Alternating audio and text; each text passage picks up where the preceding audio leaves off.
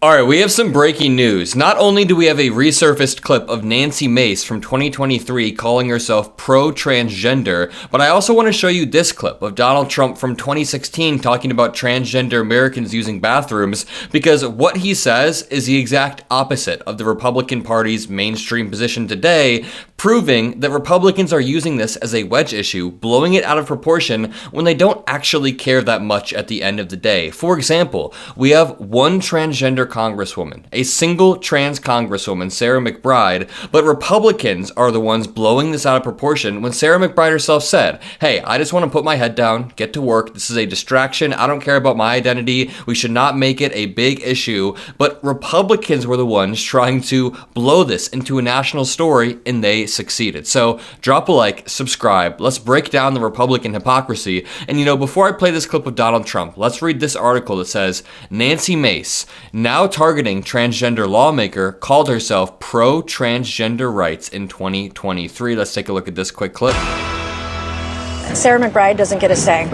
I mean, this is a biological man. He does not belong in women's spaces, women's bathrooms, locker rooms, changing rooms, period, full stop. Now think about this. Nobody in the Capitol was even considering proposing a law this targeted or this specific until there was one transgender congresswoman elected, and then Nancy Mace said, yes, we are doing this with the intention of targeting Sarah McBride, so it's essentially bullying at the congressional level. It's essentially Sarah McBride being bullied by all the Republicans and targeted, picked on directly. This reads, Republican Representative Nancy Mace, as recently as last year, called herself pro-transgender rights and said that she supported children exploring gender identities with different hairstyles, clothing, and preferred pronouns, a stark contrast to more recent comments that have put her in the national spotlight. That is literally all we are asking, for young people to be able to be themselves, or at least explore who they could possibly be while they're still young without being otherized or picked on or bullied or without their rights being stripped away. No Democrats want 7-year-olds to get sex change operations. No Democrats are advocating for that. We do think that if a 13-year-old wants to dress in a different way, we shouldn't make fun of that person. We should make them feel welcome and let them know that they can do that for the rest of their lives. It's up to them how they want their identity to be. It's simple. It's very simple. And I know that Nancy Mace understands this. She said this last year, but they only flip when it's politically convenient. So last week, the South Carolina Republican introduced a resolution to amend the rules of the U.S. House of Representatives to ban transgender women from using women's restrooms, and this was not a coincidence. She filed this directly to attack Sarah McBride. And while we're on the topic of Republicans just switching their minds when it's politically convenient, let's watch this quick clip of Donald Trump. There have been very few problems. Leave it the way it is. North Carolina, what they're going through with all of the business that's leaving and all of the strife, and that's on both sides. He said, leave it how it is. People leave, business leaves. MeidasTouch says, Trump in 2016 on anti-trans bathroom bills. Leave it the way it is right now. There have been very few problems. Leave it the way it is right now. Let me play this full clip. There have been very few problems. Leave it the way it is. North Carolina, what they're going through with all of the business that's leaving and all of the strife, and that's on both sides. You leave it the way it is. There have been very few complaints the way it is. People go, they use the bathroom that they feel is appropriate. There has been so little trouble, and the problem with what happened in North Carolina is the strife and the economic punishment that they're taking. So I would say that's probably the best. Do you have any transgender people working in your organization? I don't know. No? I really don't know. I probably do. I really don't know. So if Caitlyn Jenner were to walk into Trump Tower and want to use the bathroom, you would be fine with her using any bathroom she chooses? That is correct.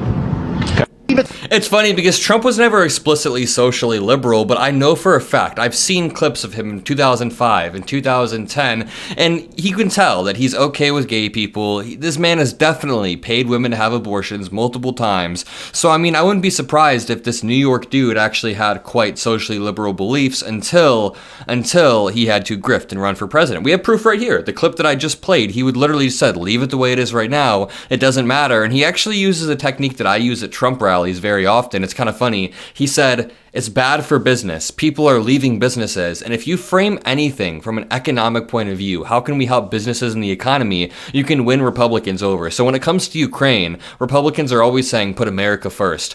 F Ukraine, let's put America first. And I always say, but you realize it helps the U.S. economy when we produce these weapons and replace our old stockpiled military equipment that's going over there. We're not actually sending money, we're sending military equipment, and boom, that helps boost the U.S. economy. And then the Republicans realize, oh wait, if it's good for economy and businesses, maybe it's not all that bad. You have to frame things in a way that people care about. A lot of time liberals or people on the left frame things through the lens of race, which is fine. They frame things through the lens of sex. And it's a decent strategy, but I think sometimes to reach Republicans or people who are just apolitical, you have to frame things through the lens of the economy. How does this affect them economically? So the resolution came in direct response to the election of Democratic Representative-elect Sarah McBride. The resolution they're talking about is the one that Nancy Mace introduced, the completely transphobic resolution, absolutely targeting Sarah McBride.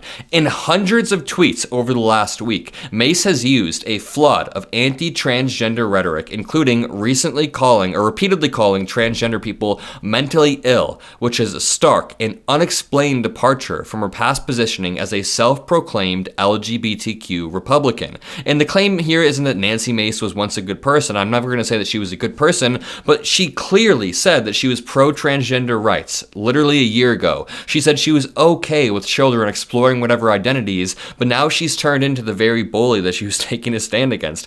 In July of 2023, Mace described herself as pro-transgender rights and voiced support for children exploring their identities, such as by changing pronouns or changing hairstyles or dressing how they want. Quote, if they want to take on a different pronoun or a different gender identity or grow their hair out or wear a dress or wear pants or do those things as a minor, those are all things that I think most people would support. Be who you want to be, but don't make permanent changes as a child. And by the way, that framing is dishonest. People aren't making permanent changes as a child. The wording there makes it seem like 9 to 12-year-olds are getting surgeries that last are like, no. It's people that are 14, 15, most of the time 16 or 17 that have done therapy for 3 to 4 years and have the consensus of their parents, a board of doctors, psychiatrists. It is not some rash decision that people decide to have their 7-year-olds transgender. It just doesn't happen. Mace made the comments in the context of saying she opposed gender-affirming care for minors, but said, be who you want to be,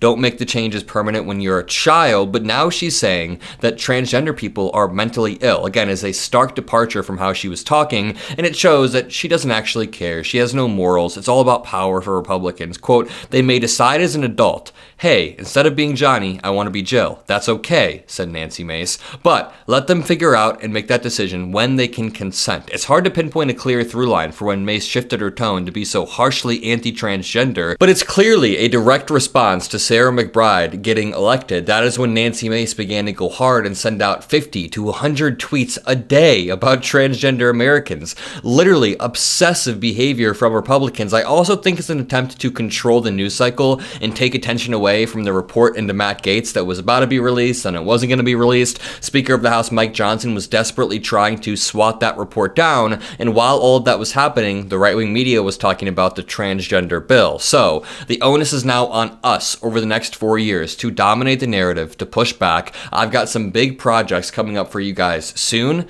We're working on stuff. We're working on stuff behind the scenes, big projects. Let's do this. Let's kill the next 4 years. Drop a like, subscribe if you want to become a part of the community. Love you guys, and peace out.